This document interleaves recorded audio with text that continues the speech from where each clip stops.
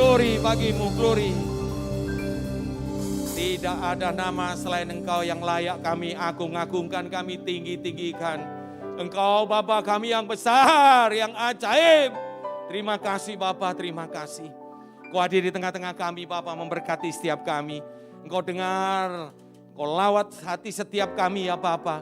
Kau akan temukan bagaimana kami memuji Engkau, meninggi-ninggikan Engkau.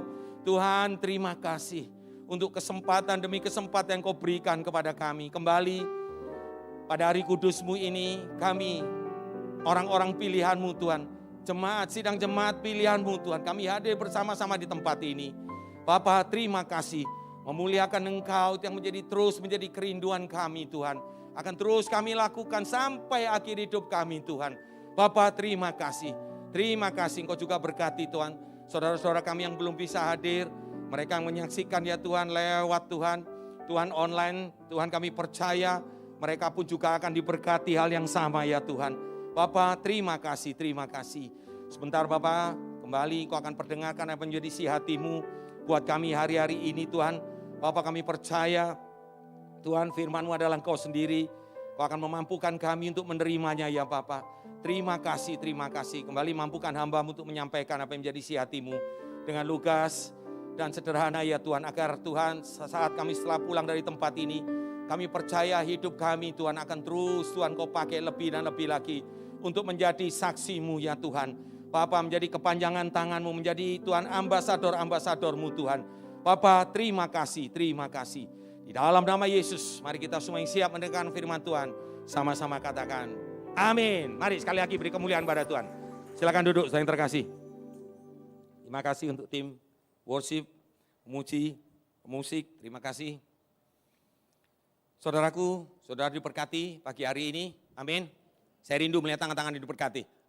Haleluya. Saudaraku, ada sukacita tentunya ya. Kita memuji, memuliakan Tuhan.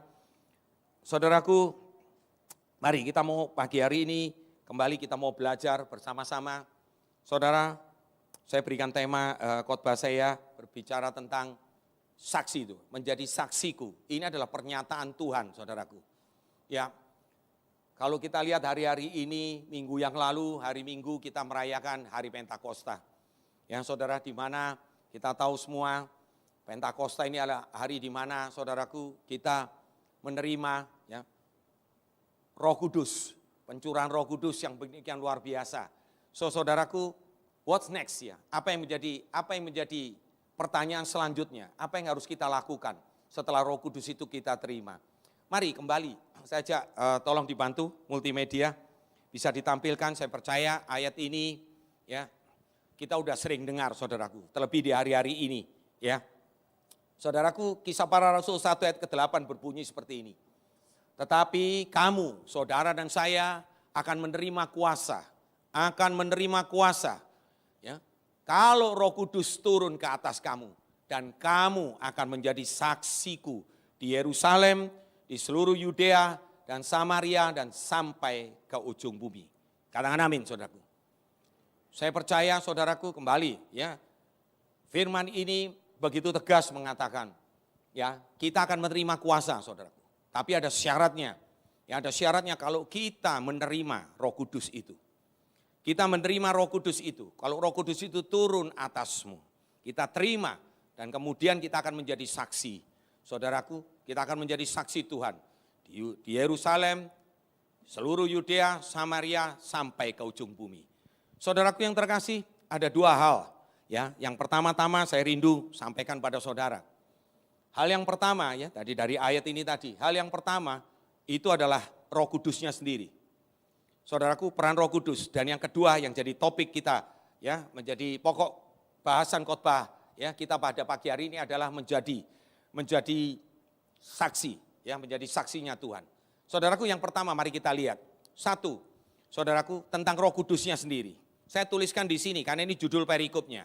Ya, judul perikop dari Yohanes 16 ayat yang ke-7 sampai 15. Sebetulnya ada di atas ini ya, pekerjaan sang penghibur gitu judulnya. Ya, pekerjaan Roh Kudus. Saudaraku lihat baik-baik. Ya, saya akan bacakan dengan cepat. Yohanes 16 semuanya ada di layar. Ya, semoga bisa dibaca ya, saya pikir cukup jelas. Ya, ayat yang ke-7. namun benar yang ku katakan ini kepadamu. Berarti Yesus yang berkata, saudaraku. Yesus sendiri adalah lebih berguna bagi kamu, ya, bagi saudara dan saya itu lebih berguna kalau jika aku pergi, kata Yesus. Sebab jikalau aku tidak pergi, penghibur itu tidak akan datang kepadamu. Tetapi jikalau aku pergi, aku akan mengutus dia kepadamu. Ayat yang ke-8, kalau ia datang, jadi Roh Kudus itu datang. Perhatikan, ia akan menginsafkan dunia. Akan dosa, kebenaran, dan penghakiman. Saudaraku ada 3 hal, ya saudaraku. Iya, bukan, ya saudaraku. Jadi Roh Kudus itu akan menginsafkan dunia. Menginsafkan bukan hanya saudara dan saya, tetapi seantero dunia, saudaraku. Oh, termasuk orang-orang di luar sana. Yaitu akan 3 hal. Akan dosa, akan kebenaran, yakni Yesus sendiri, dan adanya penghakiman, saudaraku. Ditegaskan di ayat yang ke-9 sampai ke-11, akan dosa. Ya, kenapa dia akan mengisafkan dosa? Karena mereka tetap tidak percaya kepadaku. Jadi saudaraku, ada bilangan orang-orang di luar sana yang sampai hari ini tidak mau percaya kepada Tuhan. Saudaraku, firman sudah membuktikan hal itu. Yang kedua, ayat yang ke-10, akan kebenaran. Menginsafkan dunia akan kebenaran. Dikatakan apa? Karena Yesus berkata, aku pergi kepada Bapa dan kamu tidak melihat aku lagi. Saudaraku, apa yang Tuhan maksudkan di sini? Yesus berkata seperti itu, aku akan pergi kepada Bapa. Kita tahu ya perjalanan Yesus. Saudaraku, pelayanan Yesus. Ya. Berapa waktu terakhir ini kita peringati, mulai dari saudaraku Jumat Agung, Paskah, ya, hari kematian, hari kebangkitannya, saudaraku. Kemudian selama 40 hari, ya, Yesus berjumpa tidak hanya kepada murid-muridnya. Alkitab mencatat ada 500 orang kurang lebih yang mengalami perjumpaan dengan dia. Sebelum pada waktunya dia akan terangkat ke surga. Dia terangkat ke surga, saudaraku, setelah 40 hari. Dan sebelum dia terangkat ke surga, dia berpesan sederhana. Jangan tinggalkan Yerusalem. Jangan tinggalkan kota ini sampai engkau menerima ya kuasa itu. Sampai engkau menerima kuasa itu. Dan terjadi, Kisah Para Rasul 1 ayat 8 itu tadi. Ya, bahwa dikatakan kamu akan menerima kuasa kalau engkau, ya, Roh Kudus turun atas engkau dan engkau menjadi saksiku. Saudaraku, lihat, Yesus pergi ke Bapa karena dia membuktikan bahwa dia 100% Tuhan. Dia adalah Tuhan.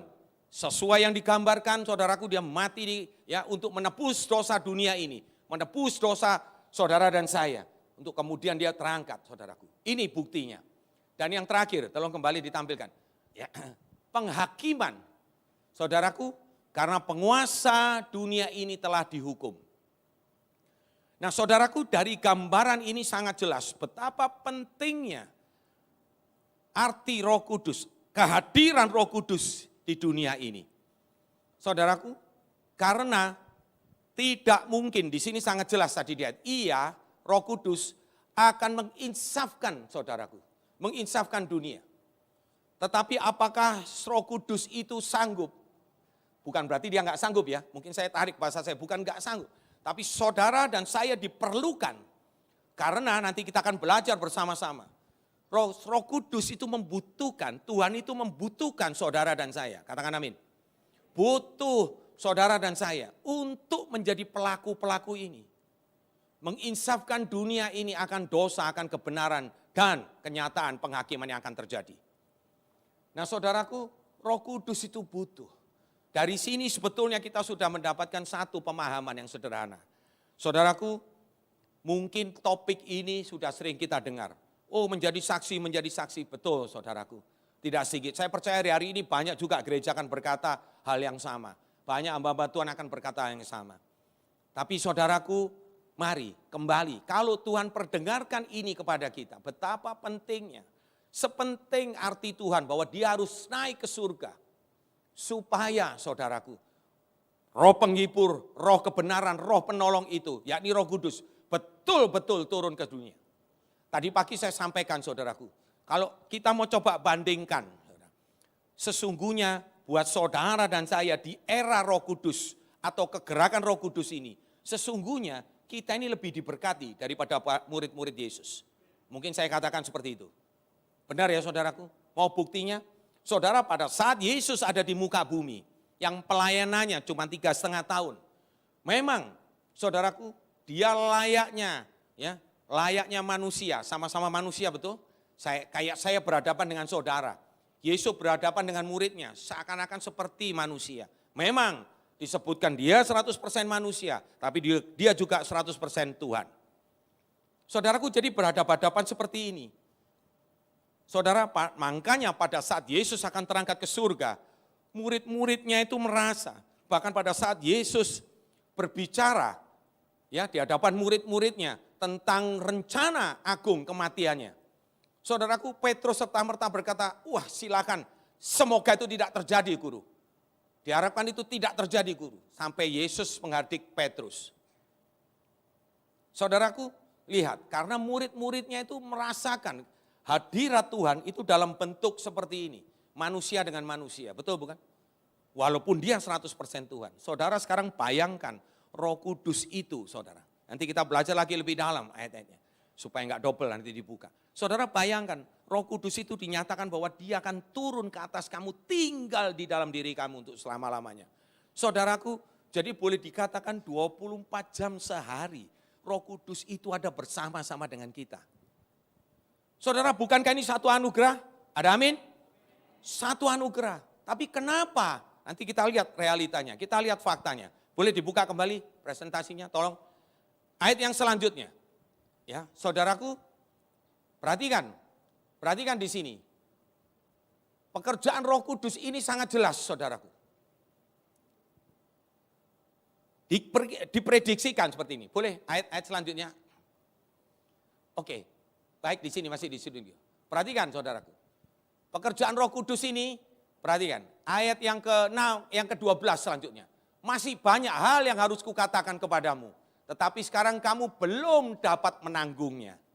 Kenapa belum menanggungnya? Karena Yesus ada di situ. Ya, ayat ke-13. Tetapi apabila ia datang. Ya, dan sudah datang bukan? Yakni Roh kebenaran.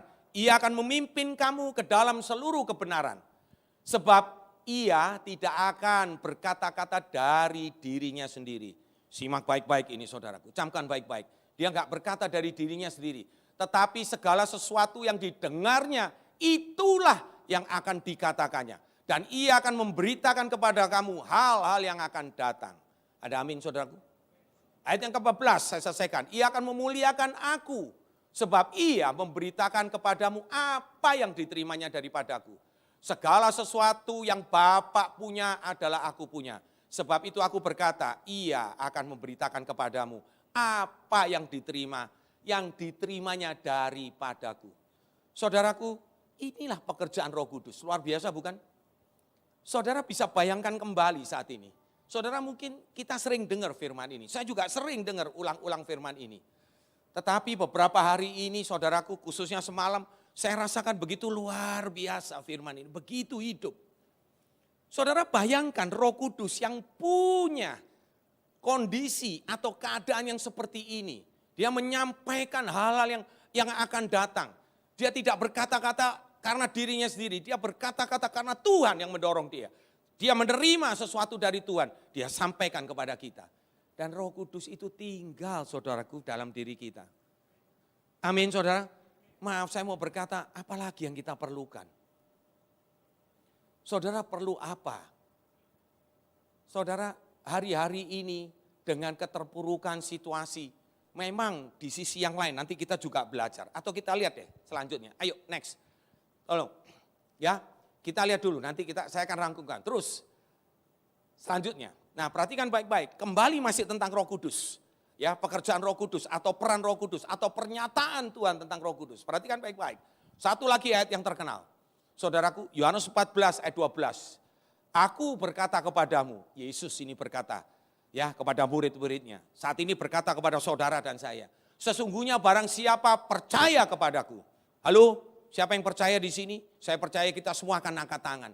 Ya, ia yang percaya saudara dan saya akan melakukan juga pekerjaan-pekerjaan yang aku lakukan, kata Yesus. yang Yesus lakukan. Saudaraku, bukankah Yesus menyembuhkan orang sakit? Betul? Yesus membangkitkan orang mati, yang buta dicelikkan. Betul saudaraku? Semuanya saudaraku. Itu saudara dan saya sanggup lakukan. Perhatikan baik-baik, tapi bagian yang penting di sini. Ya, bahkan pekerjaan-pekerjaan yang lebih besar daripada itu. Bagian akhirnya lihat saudara, sebab aku pergi kepada Bapa. Kayaknya nggak nyambung kan kata-katanya? Betul nggak? Apa hubungannya? Bisa melakukan hal yang lebih besar dari hal yang Yesus lakukan. Sebab aku pergi ke Bapa. Jelaskan tadi, kenapa dia harus pergi ke Bapa? Karena supaya penolong itu turun saudaraku. Buat saudara dan saya, amin. Tinggal bersama dengan kita. Jadi saudaraku, siapa yang akan memampukan kita untuk melakukan itu semua? Tidak lain dan tidak bukan adalah Roh Kudus saudaraku, yang ada dalam diri kita. Perhatikan yang selanjutnya, ini bicara tentang Roh Kudus. Masih di Yohanes 14 ayat yang selanjutnya, 15 sampai 17. Jikalau kamu, diawali begini, mengasihi aku, kata Tuhan. Kata Yesus, kamu akan menuruti segala perintahku. Ada amin? Ya, saya percaya kita semua mengasihi Tuhan. Perhatikan, aku akan minta dan sudah bukan? Dan ia akan memberikan kepadamu seorang penolong yang lain, yakni Roh Kudus. Supaya ia menyertai kamu selama-lamanya, yaitu Roh kebenaran. Sekali lagi ada gambar yang jelas, dunia tidak dapat menerima dia. Sebab dunia tidak melihat dia dan tidak mengenal dia. Tetapi kamu mengenal dia, saudara dan saya mengenal dia. Sebab ia menyertai kamu dan akan diam di dalam kamu. Saya selesaikan dulu, Yohanes 14 ayat 26. Ya, tetapi penghibur yaitu Roh Kudus yang akan diutus oleh Bapa dalam namaku. Dialah yang akan apa saudara? Mengajarkan segala sesuatu kepada saudara dan saya, pada kita. Ya, dan akan mengingatkan kamu akan semua yang telah kukatakan kepadamu. Katakan amin saudara. Saudaraku, bukankah ini perkara yang luar biasa kembali? Saya cuma mengingatkan kembali kepada saudara. Apa ini peran Roh Kudus ini? Begitu hebatnya Tuhan berikan kepada kita, karuniakan kepada kita. Saudaraku, lihat hal ini semua. Saudara, tidakkah kita kalau kita berbicara, tidakkah kita tetap mau menjadi saksi Kristus? Yuk kita belajar lebih dalam lagi. Silakan slide selanjutnya. Perhatikan saudaraku, hal yang kedua. Tadi peran Roh Kudus, saya pikir cukup ya saudara, kalau mau gali lebih dalam lagi begitu banyak. Ya saudaraku, hal yang kedua, di dalam firman Tuhan tadi, satu, ini yang jadi topik kita sesungguhnya. Menjadi saksiku. Menjadi saksiku pada saat Roh Kudus turun, kita terima Roh Kudus itu. Perhatikan amanat agung. Ya, kita tahu amanat agung. Ya, ada di kitab Injil, ada di 4 kitab Injil. Yang paling jelas yang sering kita pakai adalah di sini. Matius 28 ayat 19 sampai 20. Bunyinya begini, karena itu pergilah. Jadikan semua bangsa muridku. Baptislah mereka dalam nama Bapa dan Anak dan Roh Kudus. Dan ajar mereka melakukan segala sesuatu yang telah kuperintahkan kepadamu. Dan ketahuilah, aku menyertai kamu senantiasa sampai kepada akhir zaman. Katakan amin saudaraku. Lihat sedikit saudara di Lukas. Ya, di Lukas bicara tentang hal yang sama, amanat agung. Tapi sedikit beda bahasanya. Perhatikan. Lukas 24 ya, ayat 47 sampai 49. Dan lagi dalam namanya berita tentang pertobatan dan pengampunan dosa harus disampaikan kepada segala bangsa, mulai dari Yerusalem. Kamu adalah saksi dari semua ini. Dan aku akan mengirimkan kepadamu apa yang dijanjikan Bapakku. Tetapi kamu harus tinggal, ini ayat 49-nya. Kamu harus tinggal di dalam kota ini, yakni di Yerusalem. Sampai kamu diperlengkapi dengan apa saudaraku? Kekuasaan dari tempat tinggi. Saudara, itulah Roh Kudus. Saudara, perhatikan baik-baik. Kita tidak akan mampu dengan kekuatan kita sendiri. Ini yang Tuhan nyatakan. Dengan kekuatan kita sendiri untuk berbicara tentang pertobatan. Betul? Dosa itu tadi juga kebenaran dan penghakiman saudaraku. Tanpa kuasa Roh Kudus. Semakin jelas bukan saudaraku? Nah, jadi perhatikan. Yuk tampilkan lagi. Ya. Tampilkan lagi. Jadi perhatikan, nah di sini kuasa ilahi, yakni Roh Kudus yang menyertai dan melengkapi orang percaya punya satu tujuan yang sangat jelas, saudaraku, di antara tujuan-tujuan yang lain. Ini yang paling utama kalau saya boleh katakan, yaitu kita harus menjadi saksi. Saksi yang bagaimana? Saudaraku, saksi yang efektif. Nanti kita akan jelas. Karena akan beda, saudaraku, bersaksi dan menjadi saksi itu sangat beda. Nah, saudara, perhatikan baik-baik. Apa yang disebut dengan saksi yang efektif? Ternyata jelas sekali, Roh Kudus itu harus turun. Mau buktinya? Baca di sini, saudara.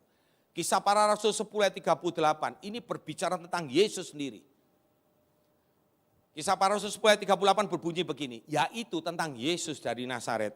Bagaimana Allah, apa saudaraku? Mengurapi dia. Mengurapi dia dengan Roh Kudus dan kuat kuasa. Dia, Yesus, yang berjalan, berkeliling sambil, apa saudaraku? Berbuat baik dan menyembuhkan semua orang yang dikuasai iblis. Sebab apa saudara? Allah menyertai dia. Tadi saya katakan, dalam pelayanannya Yesus kurang lebih 3,5 tahun. Saudaraku, 3,5 tahun. Yesus banyak menyembuhkan. Ya, orang sakit dan lain sebagainya. Membuat orang bertobat, mengusir roh jahat dan lain sebagainya. Saudaraku, lihat. Yesus sendiri yang 100% manusia, 100% Tuhan. Dia pun diurapi, saudaraku, dengan Roh Kudus. Saudara bayangkan, kalau Yesus itu disebut anak yang sulung. Orang Jawa bilang anak mbarep katanya begitu, betul enggak?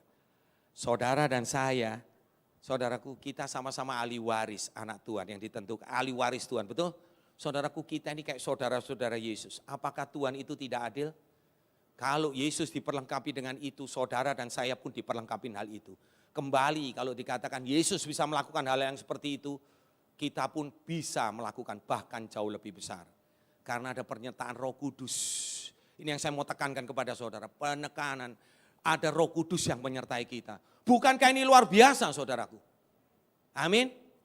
Nah, kembali tapi, yuk buka lagi. Ya. Yuk next. Jadi saudaraku, perhatikan baik-baik sekarang. Saudara mulai nangkap ya. Kenapa kita ini harus bersaksi? Kalau boleh saya katakan sederhana saja. Saudaraku, Tuhan butuh saudara dan saya. Katakan amin. Roh Kudus itu butuh tempat, butuh rumah, saudaraku. Makanya kenapa ini disebut bait Allah. Tubuh kita ini bait Allah. Ayo kita buktikan, kita lihat. Saya berikan sebuah pertanyaan yang sederhana. Sebetulnya Tuhan yang menggelitik saya dengan perkataan itu. Mengapa kita menjadi saksi itu penting? Bahkan sangat penting, saudara. Terlebih di hari-hari ini. Saudaraku, selain Tuhan butuh, lihat dasarnya. Saya cuma ambil 2 aja, walaupun banyak saudaraku. Tapi 2 yang Tuhan taruh dalam hati saya. Yang pertama, berperikop nyanyian kemenangan, saudaraku. Saudara, siapa yang rindu kita senantiasa berkemenangan? Bahkan lebih dari pemenang, itu janji Tuhan buat kita. Kita semua pasti rindu, betul enggak saudaraku? Tapi saudaraku, Tuhan butuh kerjasama saudara, kolaborasi saudara. Keselamatan sudah diberikan, anugerah keselamatan itu. Bahkan kasih yang sempurna itu Tuhan sudah nyatakan buat saudara dan saya. Bagian kita, nah ini terbukti saudaraku. Perhatikan Wahyu 12 ayat 11 sampai 12. Bunyinya demikian. Ini berbicara tentang peperangan saudaraku. Yohanes mendapat pewahyuan waktu dia di Pulau Patmos. Satu hal yang dia nyatakan seperti ini. Dan mereka mengalahkan dia. Siapa itu mereka? Orang-orang kudus Tuhan, saudara dan saya. Katakan amin. Ya, mereka mengalahkan dia. Dia itu si iblis, saudaraku. Oleh apa, saudaraku? Darah anak domba dan oleh perkataan kesaksian mereka. Lebih tepatnya bukan hanya cuma perkataan. Saudara jangan fokus ke perkataan ya. Berarti nanti kesannya bersaksi doang. Tidak, saudaraku. Tetapi menjadi saksi itu penting. Karena mereka tidak mengasihi nyawa mereka sampai ke dalam maut. Dalam pernyataan ini saudara terus terang aja saya tertemplak. Nomor 1, saya bertanya dalam hati saya sendiri. Benar enggak saya siap untuk menyerahkan nyawa buat Tuhan? Tadi pagi saya berikan gambaran sederhana saudaraku. Saya banyak memberkati pernikahan, ya, saya banyak memberkati pernikahan. Di dalam pernikahan itu saudaraku, ya hal yang paling utama yang saya sampaikan, ya ini firman Tuhan, itu ada di Efesus ya saudara, ada di Efesus, 1 Petrus, ya saudara, berbicara tentang saudaraku struktur, ya organisasi atau struktur pernikahan, perkawinan di dalam keluarga-keluarga orang percaya. Ingat saudaraku, dimulai selalu dari istri, semuanya selalu dimulai dari istri. Istri-istri, tunduk dan taat kepada suami. Terus memberikan gambaran sederhana. Seorang istri itu dianggap sebagai jemaat, umat. Ya, istri digambarkan, sedangkan suami itu digambarkan Kristus. Jadi tugas istri, ya tugas jemaat itu cuma tunduk kepada Kristus. Betul enggak? Jadi tugas istri cuma dikatakan, hai istri tunduk kepada suami dalam segala sesuatu. Kalau udah ada kata segala sesuatu, jangan pakai ada koma ya saudaraku. Oh iya Pak, suami saya mau nurut sama suami kalau suami saya kasih duit saya banyak. Oh iya Pak, saya mau begini kalau suami saya itu orangnya baik Pak. Kalau suami saya jahat masa saya harus taat Pak? Ada saudaraku pertanyaan-pertanyaan seperti itu. Tidak ada kata-kata seperti itu, tetap tunduk taat. Karena gambarannya seperti itu, umat dan ya taat kepada Yesus. Tapi enggak berhenti di situ. Kalau berhenti di situ mohon maaf, bapak-bapaknya akan ketawa-tawa. Wah, ya. Tapi tidak berhenti di situ. Perhatikan baik-baik, saudaraku. Dikatakan bahwa, hai suami-suami, sayangi istrimu, hormati istrimu. Kalau diberikan, bukan hanya cuma seperti engkau menyayangi dirimu sendiri, tidak saudaraku. Tapi digambarkan seperti apa tadi? Bahwa suami adalah Yesus, betul? Yesus, seperti Yesus, suami yang mengasihi, menyayangi jemaatnya, umatnya, sampai rela menyerahkan nyawanya. Makanya kalau ditanya, ya di sini ada beberapa yang saya berkati. Kalau selalu saya tanya, siap mati enggak pada saat itu? Siap mati enggak buat istri lu? Nah gitu kan, buat mati enggak buat bini lu gitu. Oh siap Pak, gitu ya sekarang. 5 tahun lagi gimana? 10 tahun lagi gimana? 20 tahun lagi? Mati lu sendiri sana, enak aja gua kawin lagi gitu mungkin ya. Kira-kira begitu enggak saudara? Saudaraku di situ Tuhan ingatkan betul-betul. Kalau sekarang suami dituntut untuk mati buat istrinya. Saudaraku, kalau ada waktunya kita akan dituntut mati untuk Kristus. Tidak semua orang memang bisa jadi martir saudaraku. Itu ada orang-orang tertentu. Tapi satu perkara kita enggak tahu saudara. Siapa yang memampukan itu semua? Kembali Roh Kudus saudara. Amin. Di situ saudara perhatikan baik-baik. Tolong dibuka kembali. Perhatikan baik-baik kembali. Firman ini berkata nyanyian kemenangan ini cuma 2 perkara, kembali ke situ fokusnya. Cuma 2. 1 dilakukan oleh Tuhan, apa itu? Anak domba. Darah anak domba itu sudah tercurah di bukit Golgota. Saudaraku sudah mati dan kemudian bangkit saudaraku. Tetapi itu bagian Tuhan. Tetapi bagian kita jangan pernah lupa. Apa itu saudaraku? Untuk mengalahkan si iblis. Supaya kita terus berkemenangan, tidak ada cara lain. Saudaraku kita harus menjadi saksi. Amin. Penting enggak saudaraku? Tentu penting. Hal yang kedua yang Tuhan ingatkan, tolong dibuka selanjutnya. Nah perhatikan baik-baik saudaraku di sini. Ya, saya ambil dari ayat ini. Sebetulnya di Anu juga ada semua.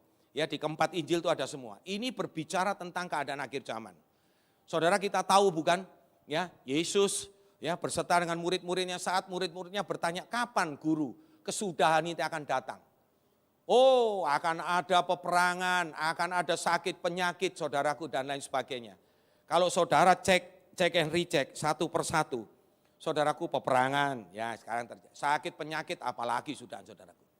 Dulu orang mengira HIV, AIDS, ya sudah. Tapi enggak pernah berdampak seperti COVID ini, saudaraku. Betul enggak? COVID ini memporak-porandakan tatanan dunia, termasuk gereja, saudaraku. Maaf, jangan tersinggung, saudara. Ya, jangan tersinggung terutama yang menyaksikan di saudaraku banyak sekali orang-orang yang sekarang saya punya beberapa bahkan rekan sepekerja saya di kantor. Seorang hamba Tuhan juga berkata begitu Pak, yang kembali bergereja paling cuma tinggal 10% Pak.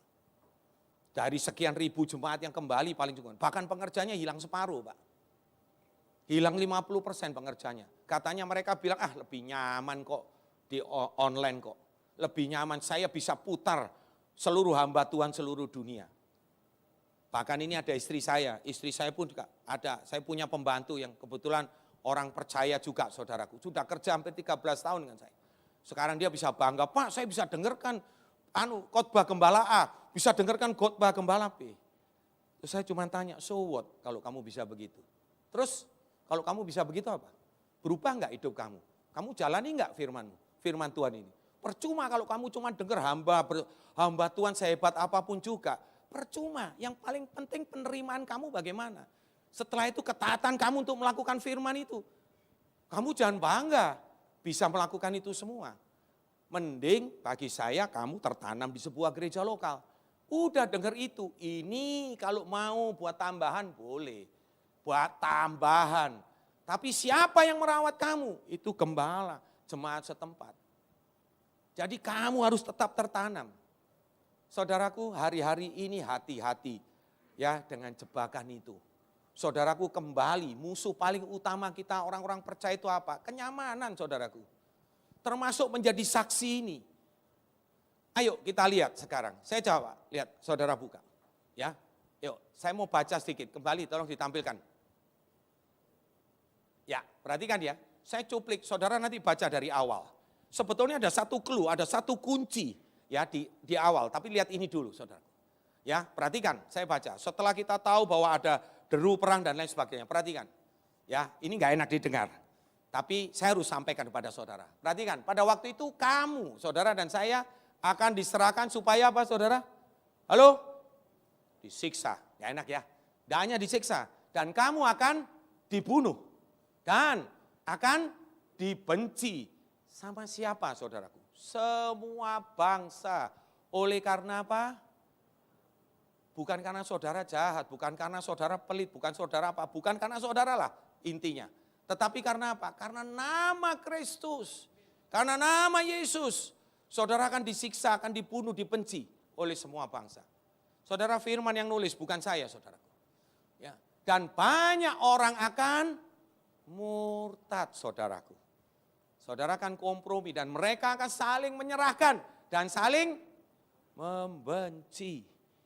Saudaraku yang terkasih, apakah ini bicara orang di luar sana? Halo?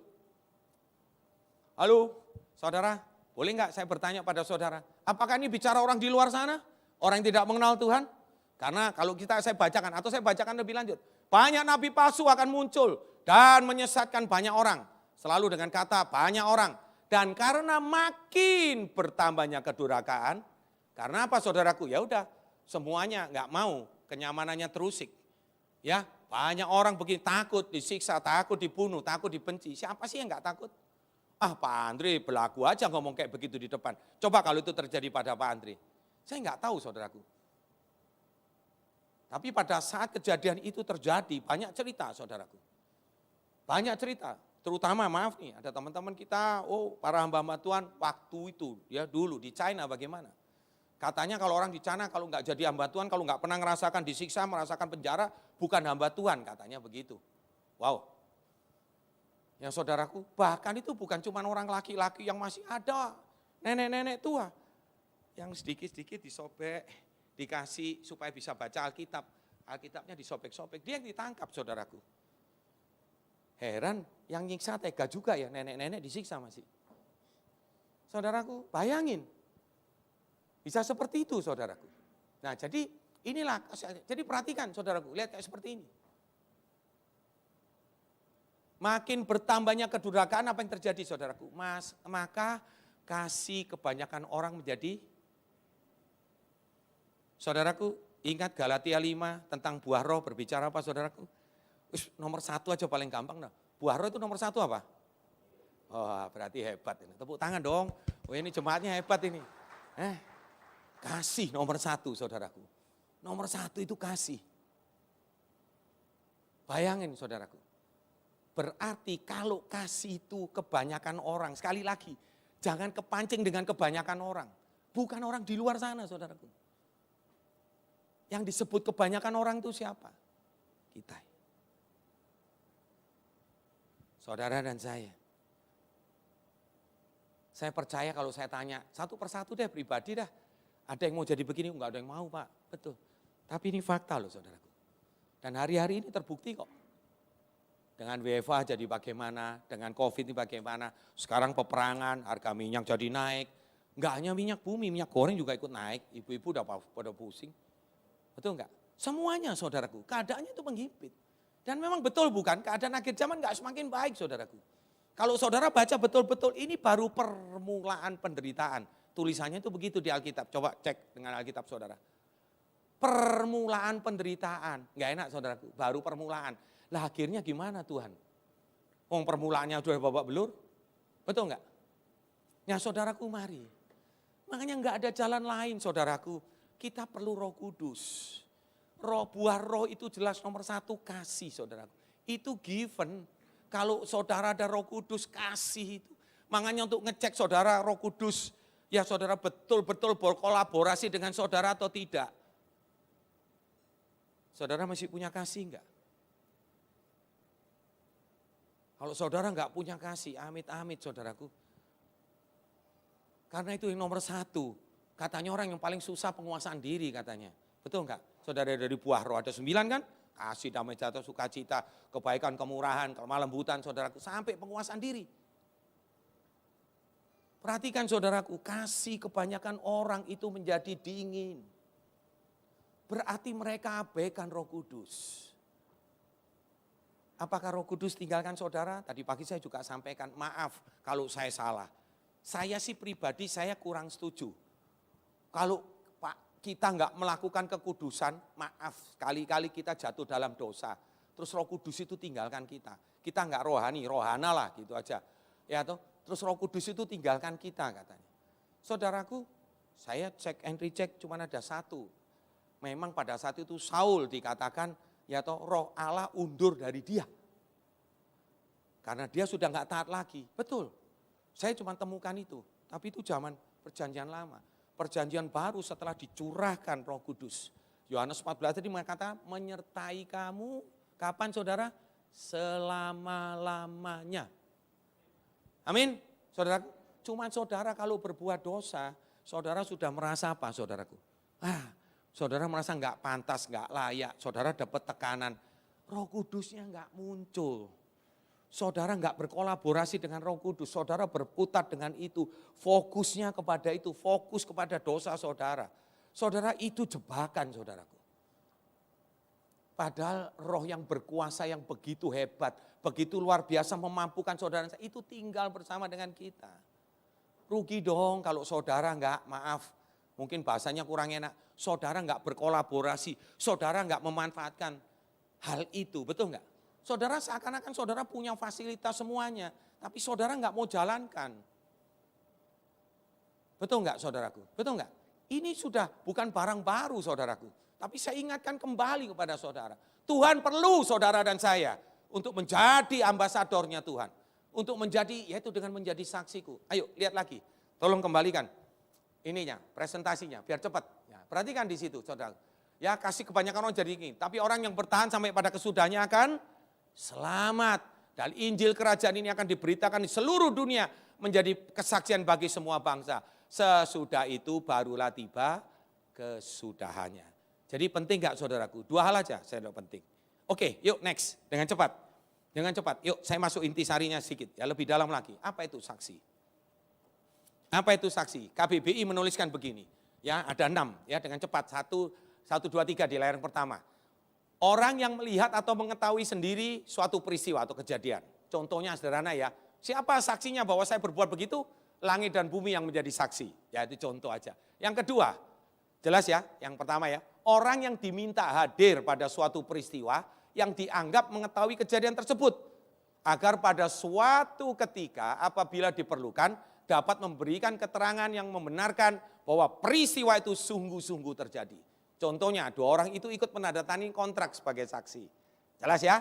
Yang ketiga, orang yang memberikan keterangan di muka hakim untuk kepentingan pendakwa atau terdakwa. Contoh, saksi yang kedua itu oleh hakim dianggap tidak sah katanya begitu. Ya contoh saja. 1, 2, 3 jelas ya? Yang keempat, jelas.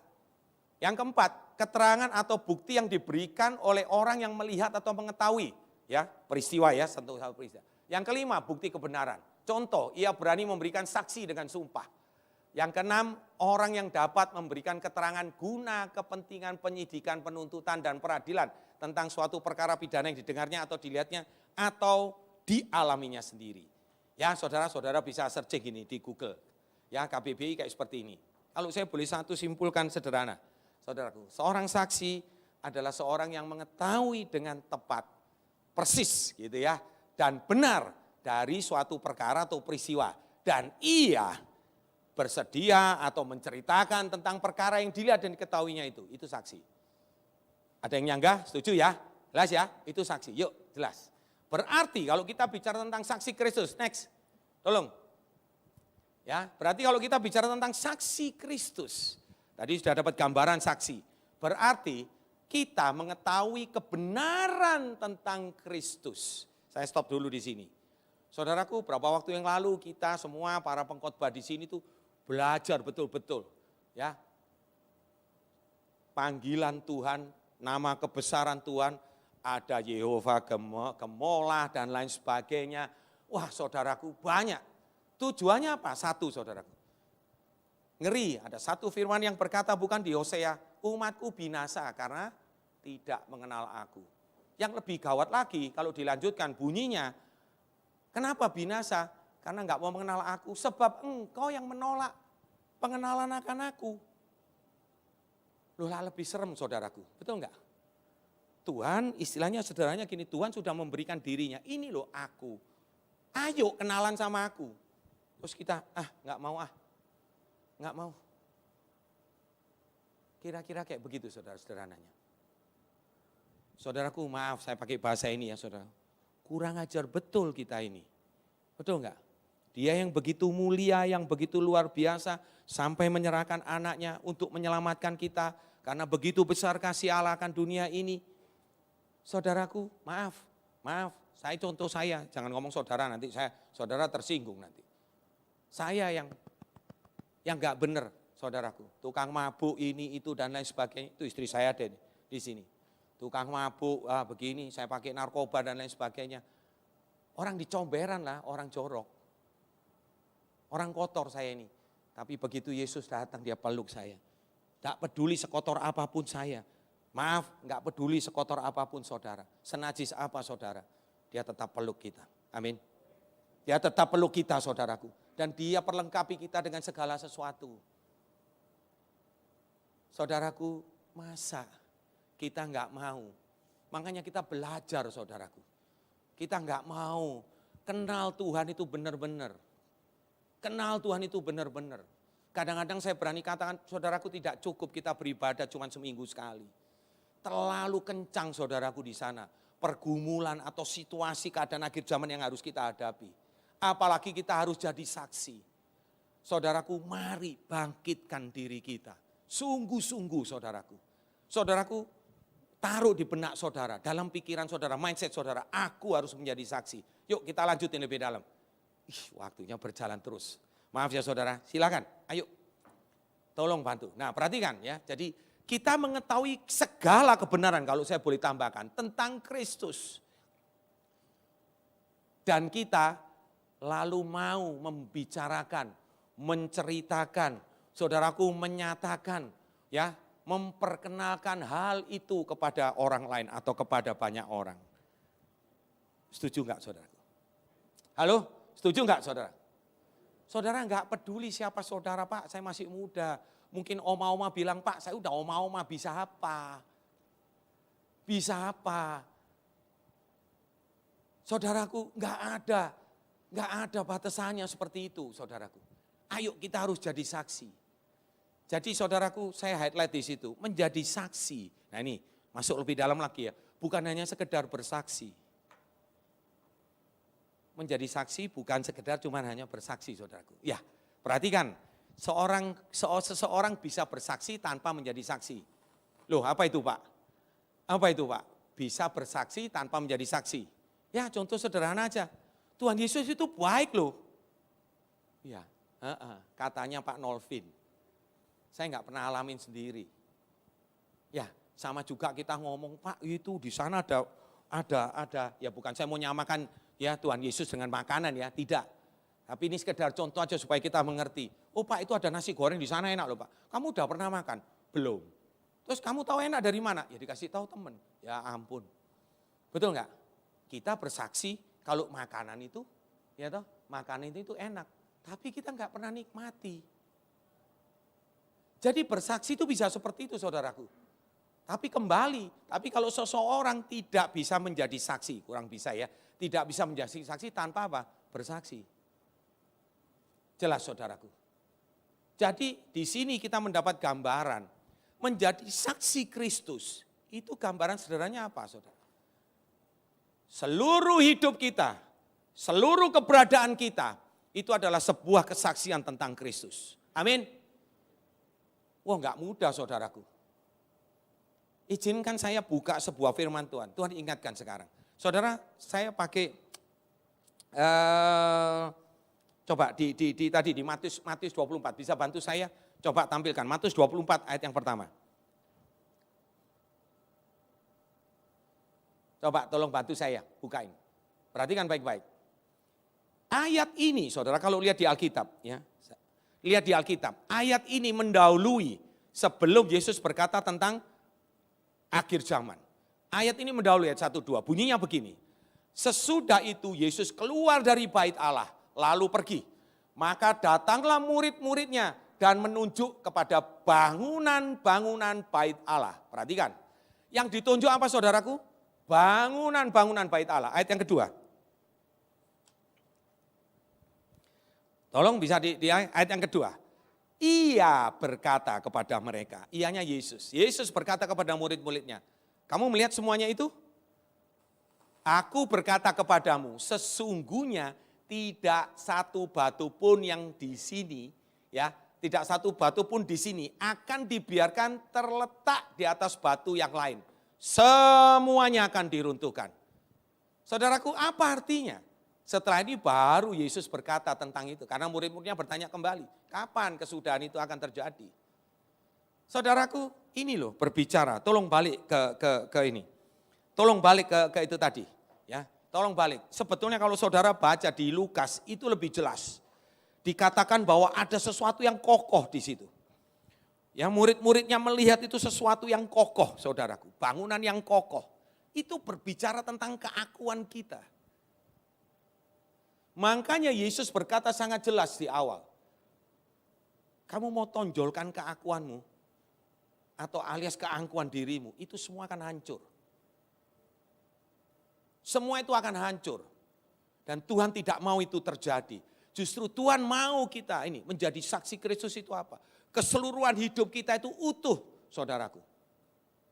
Saudara, saya sebagai hamba Tuhan, saya nggak akan bisa berkata, oh saya cuma jadi gereja, jadi hamba Tuhan cuma di gereja aja. Nanti saya kalau di luar sana saya jadi penjahat. Nggak bisa, saudara. Orang akan lihat saya sebagai hamba Tuhan, betul nggak? Kalau tingkah laku saya nggak benar, saudaraku. Mohon maaf. Nggak ada gunanya, saudara. Ya di sini benar-benar, saudaraku. Perbuatan kita, tutur kata kita, apapun kita, itu yang harus jadi kesaksian. Untuk memperkenalkan Yesus Kristus yang kita percaya itu kepada orang lain. Lewat sikap kita. Pak Andre itu berat, makanya kita perlu Roh Kudus, saudaraku. Amin. Kita perlu Roh Kudus, saudara. Kadang-kadang masih bisa enggak kita keseleo, ngerti maksud saya? Bisa, saudaraku. Kalau boleh, pendeta juga manusia, gitu ya. Saudaraku, tapi bukan itu. Jangan itu jadi alasan. Saudaraku, saya dengar ini, saya minta ampun. Semalam saya minta ampun, saudaraku, sama Tuhan. Tuhan ampuni saya. Saya enggak sempurna. Makanya saudaraku kita butuh Roh Kudus yang akan terus memampukan kita. Ayo terus dengan cepat. Ini saya udah dikasih tanda nih. 5 menit lagi. Ayo dengan cepat ya. Nah perhatikan di sini. Ayat Yesaya 43 ayat 10. Kamu inilah saksi-saksiku, demikian firman Tuhan. Dan hambaku yang telah kupilih. Amin. Ya, supaya kamu tahu dan percaya kepadaku dan mengerti bahwa aku tetap Dia, aku tetap Allah. Sebab sebelum aku tidak ada Allah yang dibentuk. Dan sesudah aku tidak akan ada lagi. Amin. Di Alfa dan Omega. Saudaraku lihat. Kita sudah dibentuk. Yesaya sudah mendapat nubuat itu. Ayo next dengan cepat. Nah ini bagian terakhir. So bagaimana kita menjadi. Ya, konkretnya untuk kita menjadi saksi Kristus. Ini kongnya saudara. Dengan cepat ya saudara. 1. Boleh enggak saya sampaikan ini. Pernyataan ini. Menjadi saksi Kristus itu satu keharusan dan tanggung jawab kita. Halo, ada amin? Ada amin? Oh, yakin ya, saya nggak maksa loh. Ya, pokoknya semuanya harus itu ya. Semua. Satu keharusan untuk menjadi saksi Kristus. Dan itu juga tanggung jawab kita. Saudaraku, terus apa yang harus kita lakukan? Saudara tadi, fokus kepada salib Kristus. Bukan fokus kepada keakuan kita. Jangan fokus kepada kenyamanan kita. Amin. Ya, yang kedua, kejar pengalaman pribadi. Berapa minggu yang lalu Pak Purba katakan rindukan Roh Kudus. Lewat Roh Kudus kita akan mengalami, saudaraku, pengalaman-pengalaman pribadi dengan Kristus. Kemudian suarakan kesaksian yang hidup tentang Tuhan. Saudara mau? Mau? Cowel kanan kirinya. Ayo. Ayo, kita harus mau. Ya, kita harus mau. Nah, yang kedua, perhatikan. Namanya saksi, tadi ada hubungannya kan? Kayak saksi di pengadilan, betul enggak? Kalau kita di pengadilan, itu kalau mau saksi, saudaraku, pakai ya kitab suci agama yang kita percaya. Ya, di Amerika yang paling gampang. Saya suka nonton film, saudara. Saya terbuka aja, itu anak saya juga tahu nih, suka nonton bioskop. Kalau nonton bioskop yang kayak begitu, betul kan? Orang kalau mau bersaksi nomor satu apa? Dia tumpang tangan di atas. Ya tak? Tangannya satu diangkat, yang satunya numpang di atas Alkitab. Terus disuruh ngulangin kan. Kata-katanya ini nih. Are you willing? Yes, I'm willing. Saya bersedia. Sedia apa? Tell the truth, the whole truth, and nothing but the truth. Betul enggak, saudaraku? Apa itu artinya? Jangan diganti. Jangan diganti, tetap terus tampilkan. Tolong, ya. Semua bisa lihat saya. Oke, ya. Apa yang digantikan? Saudaraku, tugas seorang saksi itu hanya cuma menyampaikan kebenaran. Betul enggak? Yaitu tadi, tell the truth, menyatakan kebenaran. Kebenaran yang bagaimana? The whole truth. Kebenaran yang seutuhnya. Saudaraku, jangan ditambahi, jangan dikurangi. And nothing but the truth. Itu yang harus kita lakukan, saudaraku. Amin. Roh Kudus kembali akan memampukan kita. Yang ketiga, seorang saksi, nah ini, akan mendapatkan apa, saudaraku? Proteksi. Siapa yang proteksi kita? Kembali Roh Kudus, Tuhan itu proteksi kita. Ingat banyak sekali ayat-ayat apa. Saudaraku, tidak ada orang yang bisa mendakwa kita selama kita berada dalam kebenaran, betul enggak? Kalau ada orang yang menuntut kita berada kebenaran, lihat pembelaan Tuhan itu bagaimana. Saudaraku, tadi kita juga lihat di amanat agung. Dia akan menyertai kita sampai kapan, saudaraku? Akhir zaman. Ya, kalau kita sedang baptis orang, ingat selalu ada ya, Markus 16 dan selanjutnya. Ya, kita minum racun pun digigit kala jengking enggak apa-apa gitu ya. Tadi saya katakan cuma jangan coba-coba terus iseng-iseng saudara minum racun. Enggak ada apa-apa di siang bolong terus minum racun, minum baygon begitu. Wah, lain cerita itu saudaraku, betul enggak? Ya, saudara jangan bukan mau mencobai Tuhan. Tapi betul bukan? Itu loh proteksi. Artinya apa? Karena ada resiko, saudara. Yaitu tadi, disiksa, dibunuh, dan saudaraku, semuanya. Dibenci, itu udah wajar. Kalau kita bicara kebenaran pasti, yang enggak benar tuh pasti benci. Dan yang enggak benar lebih banyak biasanya. Makanya dibenci banyak orang. Betul enggak, saudaraku? Ya, jadi jangan pernah khawatir. Ada proteksi khusus dari Tuhan. Tuhan akan sertai sampai akhir zaman. Dan yang terakhir, seorang saksi akan didukung oleh saksi-saksi yang lain. Ingat ada firman Tuhan, saya enggak cantumkan di situ. Saya catat di sini, Matius 18 ayat 16 bunyinya gini. Jika ia tidak mendengarkan engkau, bawalah seorang atau dua orang lagi. Supaya atas keterangan 2 atau 3 orang saksi, perkara itu tidak disangsikan. Saudaraku, jadi kita unity sehati. Kalau kita bicara kebenaran, saudaraku, Roh Kudus ada bersama dengan kita. Semuanya kita akan unity. Amin, saudaraku. Amin. Saudara mau, sudah punya gambaran yang lebih jelas, bahwa kita harus wajib kudu menjadi saksi Kristus. Lewat apa? Kehidupan kita, saudaraku. Bolak-balik Bapak Gembala selalu katakan bahwa Injil ada 4. Tapi ada Injil yang kelima, yakni saudara dan saya. Saudaraku, kita siap ditulis bak suratan yang terbuka. Amin. Di situ saudara akan dibaca kehidupan kita. Amin. Mari saya undang bangkit berdiri. Saya tolong dibukakan tadi ayat Galatia 2 ayat 20. Saya panggil ya pemusik.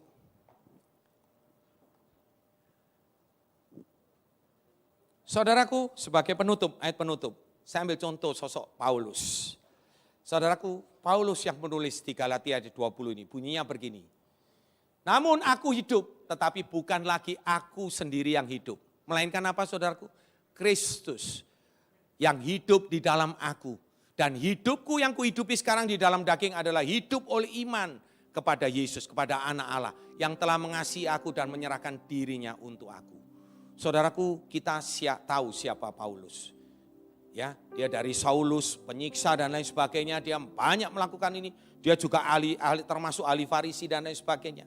Tetapi lihat saudaraku, pada saat dia berjumpa dengan Tuhan, dia sempat dibutakan selama beberapa hari. Di situ saya percaya, dia bergumul dengan Roh Kudus saudaraku. Dia izinkan Roh Kudus itu berdaulat atas hidupnya. Sehingga dia berani berkata, hidupku bukan aku lagi. Saudaraku, Roh Tuhan, yakni Roh Kudus. Saya percaya saudaraku, baptisan Roh Kudus itu akan terjadi, cukup percaya. Kita kenal 2 baptisan atau 3 sebetulnya. Yang pertama baptisan air, saya percaya kita semua sudah lakukan. Yang kedua baptisan Roh Kudus. Saudaraku, saudara cukup percaya kepada dia. Saudara, kalau Paulus dimampukan, saudara dan saya dimampukan. Saya ajak saudara angkat pujian ini. Tolong dibantu, tadi saya nggak bisa nyanyi. Roh Allah yang hidup. Yuk kita angkat pujian sebelum kita sama-sama berdoa. Gak apa-apa ya, kita bangkit berdiri. Kita sama-sama nyanyi. Roh Allah yang hidup penuhiku. Amin, amin. Saudara yang mau dipenuhi Roh Kudus, saudara angkat tangan saudara. Si para bapa para bubura bala. Haleluya, haleluya. Turunlah urapan ke atasku, membangkitkan kuasa-Mu. Haleluya. Roh Allah yang hidup penuhiku. Amin. Penuhi setiap kami Bapa. Penuhi setiap kami. Sirapapara pokora bala. Urapi lawat jama setiap kami Tuhan. Siralabobora bala. Ipapara bala.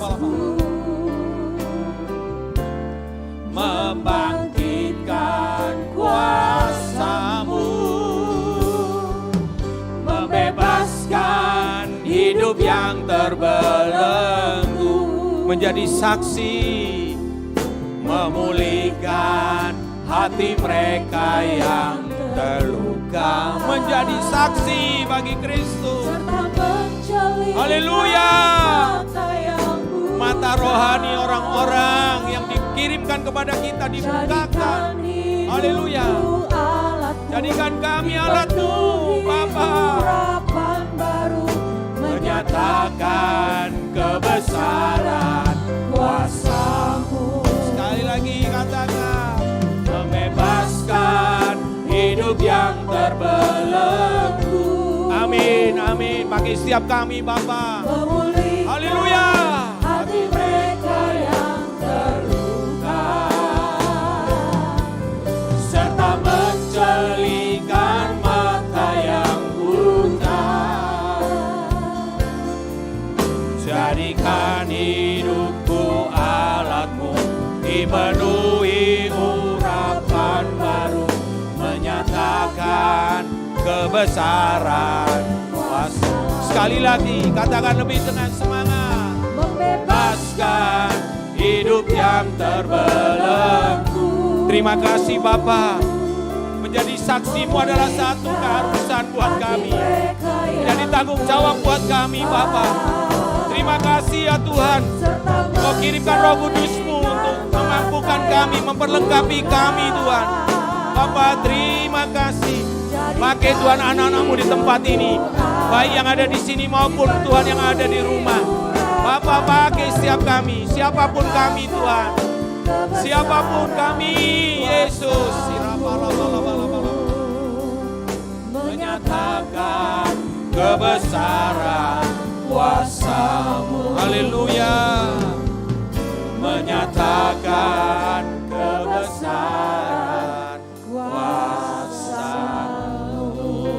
Haleluya, haleluya. Haleluya, glory bagi-Mu Tuhan. Biarlah lagu ini Tuhan menjadi pernyataan isi hati kami Bapa. Bapa, Roh-Mu hadir. Roh-Mu hadir, bahkan tinggal bersama-sama dengan kami. Itu yang menjadi janji-Mu Tuhan. Bagi bagian kami Bapa, kami mau sungguh-sungguh lebih lagi ke depan Tuhan. Mulai saat ini kami berkolaborasi, bekerja sama dengan Roh Kudus. Roh Kudus akan memampukan kami ya Tuhan. Oh Tuhan, bergerak, mengalir Tuhan seturut dengan kehendak-Mu Tuhan. Menjadikan kami saksi-saksi-Mu ya Tuhan. Lewat hidup kami banyak orang akan diberkati Tuhan. Bapa, terlebih dahulu kami meredakan hati. Ampuni kami Tuhan, ampuni kami. Kalau selama ini kami Tuhan seringkali menyepelekan Tuhan hal-hal ini. Bapa, Engkau telah selamatkan kami, Engkau telah selamatkan kami. Tetapi kami Tuhan begitu bebalnya Bapa. Kami terus Tuhan berfokus pada diri kami sendiri, pada keakuan kami. Bahkan Tuhan kami mau Tuhan terus Tuhan merasakan kenyamanan yang berkelebihan Tuhan. Bapa, sekali lagi ampuni kami, perkataan pikiran kami, bahkan Tuhan perbuatan kami yang tidak berkenan kepadamu. Terima kasih Bapa, kami mohon ampun. Kau Maha Pengasih, Kau Maha Pengampun, Kau akan mampukan kami. Urapi kami lebih dan lebih lagi Tuhan. Bapa, Kau membutuhkan kami. Bapa, oleh karena itu kami membuka hati kami saat ini. Biarlah firman yang Kau telah taburkan Tuhan tentang menjadi saksi-Mu lewat Roh Kudus yang Kau telah curahkan kepada kami. Bapa, kami percaya Kau akan terus mampukan kami. Tuhan berkati sidang jemaat-Mu di tempat ini. Tuhan juga sidang jemaat-Mu yang ada di rumah yang sedang sudah menyaksikan Tuhan atau beribadah lewat online ya Tuhan. Bapa, lawat jamaah Tuhan. Terima kasih ya Tuhan, terima kasih. Biarlah Tuhan hidup kami sungguh-sungguh menjadi alat-Mu Tuhan. Kau pakai guna hormat kemuliaan nama-Mu. Terima kasih Bapa, terima kasih. Kami mau taat dan setia Tuhan. Kami mau menjadi pelaku-pelaku firman-Mu. Kami boleh melihat lewat kami, nama-Mu terus dimuliakan. Terima kasih Bapa, kami serahkan semuanya ke dalam tangan-Mu. Di dalam nama Yesus, mari kita semua yang sudah menerima berkat Tuhan sama-sama katakan